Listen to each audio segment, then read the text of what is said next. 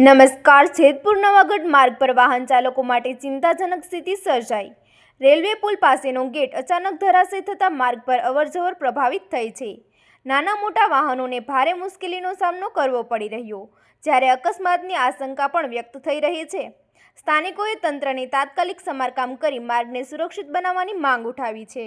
વધુ સમાચાર માટે જોડાયેલા રહો આરપી ગુજરાત ન્યૂઝ રાજકોટ।